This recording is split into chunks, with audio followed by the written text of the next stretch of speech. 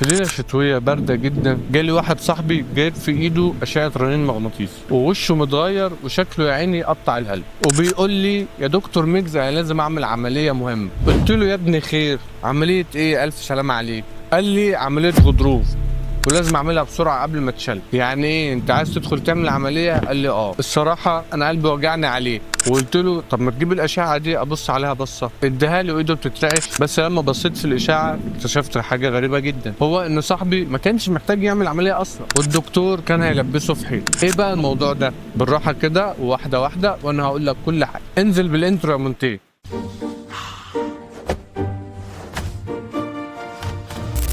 في البداية كده في ناس بيبقى فعلا عندها مشاكل في الغضاريف محتاجة انها تعمل عملية، بس تخيل بقى في ناس كتير جدا اتعمل لها عمليات هي كانت ممكن تمشي من غيرها وتخف عادي خالص. وهنروح بعيد ليه؟ المخرج اللي ورا الكاميرا ده كذا دكتور قال له يعمل عملية غضروف في الركبة، وانه لو ما عملهاش مش هيعرف يمشي تاني، لكنه ما شاء الله 7 سنين ماشي على رجله اهو وزي الفل. ايه ده؟ يعني ايه يا دكتور ميجز؟ يعني هو دكتور العظام ما يضحك عليا؟ الصراحة هنا بقى تبدأ حكاية تجارة الوجع. من الوجع. عارف ان كلمة غضروف دي في حد ذاتها كلمة مرعبة، واول ما تتقال المخ بيترجمها اوتوماتيك على انها شلل، فيقعد بقى على كرسي متحرك لاخر الدنيا عاجز مش هيعرف يعمل اي حاجة كده مرعبة جدا الحقيقة. مع ان الغضروف ده حاجة طبيعية موجودة في اي بني ادم، في الركبة وفي الكتف وفي الودن وفي كل حاجة، ولازمته انه بيمتص الصدمات بين العظم ويسمح بالحركة خصوصا بعد القعدة والشغل الكتير او السواقة او قلة الحركة لمدة كبيرة، او مثلا راح تجيب عفش صاحبك من بيته بعد ما طلق فتشيل غلط، وقتها الغضروف بيتحرك من مكانه شويه وده بيبقى اسمه ديسك بلج. وقتها اي حد بيتعب شويه بيروح يعمل اشاعه، ولما الاشعه بتبين الغضروف طالع من مكانه الناس بتفتكر ان هو ده سبب الوجع الحقيقي، بس ممكن ما يكونش سبب الوجع ولا حاجه. هنا بقى الاشعه لوحدها مش هي اللي بتحكم وتقول اذا كنت محتاج عمليه ولا لا. عشان كده لما تتوجع وتروح تعمل رنين وتسمع كلمه انزلاق غضروفي الدكتور يقول لك لازم عمليه من غير ما يسالك انت بتقعد قد ايه، بتتحرك ولا لا، ويشوف عضلاتك اذا كانت قويه ولا لا، ويشوف وجعك بيجي امتى ويروح امتى، ولا حتى الدكتور ده بيجرب معاك علاج تحفظي صح. طب ليه بقى الكلام ده كله؟ عشان العمليه اسرع، وكمان العمليه بتدخل فلوس، ففي دكاتره كتير بيستغلوا خوف المريض اللي بيخلي مخه يقف خالص، واول حاجه يقولها له نعمل عمليه. وده مش معناه ان كل دكاتره الجراحه وحشين ولا كل العمليات دي نصب، بس المشكله بتحصل لما الجراحه تتحول من اخر حل لاول حل. طب امتى بقى العمليه تكون فعلا منطقيه ولازم نعملها؟ اول حاجه واهم حاجه هي ان اللي بيعاني من الالم ده يكون عنده ضعف عصبي، يعني العصب مش قادر يشغل العضله. حط على دي كمان لما يكون عنده بعيد عننا وعن السامعين فقدان في التحكم في البول او في البراء، ودي حاجه طبيه اسمها كودا اكوينا سندروم.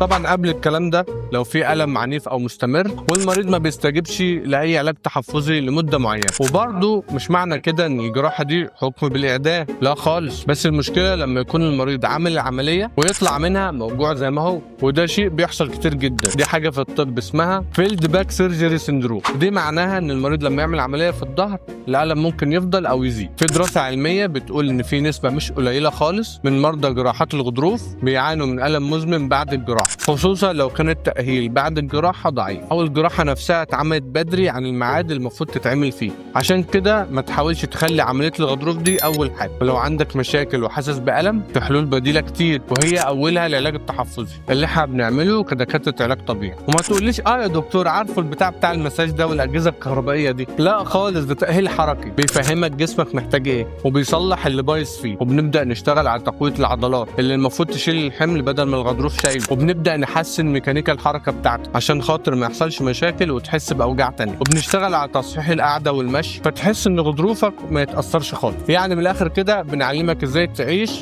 من غير ما ترجع لنقطه الصفر تاني. كل الدراسات العلميه بتتكلم ان العلاج التحفظي في حالات الغضروف المعقده بيدي نتائج قريبه جدا عن النتائج اللي بتعملها الجراحه على المدى المتوسط او البعيد. يعني بعد سنه او سنتين اللي عمل العمليه او اللي عمل علاج طبيعي مظبوط الاثنين هيوصلوا لنفس النتيجه. يمكن اللي عمل علاج طبيعي على طول صح نتيجته هتكون احسن، بس الفرق هنا مفيش مشرط الدم في جسم ولا في مخاطره ولا بنج ولا فلوس كتير دفعتها. وفي نقطه ثانيه كمان مهمه جدا، وهي ان مش كل وجع ظهر سببه غضروف، ممكن يكون شد عضلي، وممكن يكون مفاصلك فيها شويه خشونه، وممكن يكون ضعف في عضلات الجذع، او بتقعد بشكل غلط، او مشكله في مفصل الحوض، لان ضعف التحكم حركه جسمك، وعضلات الجذع ليهم دور كبير جدا في الالم، خصوصا في الحته بتاعه القطنيه. يعني من الاخر كده العلاج الطبيعي ده مش بديل فقير خالص، بالعكس ده حل علمي كويس جدا، هو بس محتاج شويه صبر والتزام. انت محتاج تمشي عليه بدل ما تدخل في دوامه العمليات. ويا ريت ما تسلمش نفسك كمان لتجار الوجع، تخسر صحتك وفلوسك بسبب ان في دكتور ما عندوش ضمير وهيتعامل معاك على انك سبوبه وبزنس، عايز يطلع منك مصلحه وخلاص. وبس يا سيدي، في عندك كمان الكومنتات، ممكن تكتب فيها اي سؤال وانا هرد عليك بنفسي. وما تنساش كمان تعمل لايك للفيديو، سبسكرايب للقناه، وشير الفيديو عشان غيرك يستفيد. واستناني في فيديوهات تانية كتير عشان نصلح اللي اتكسر. سلام.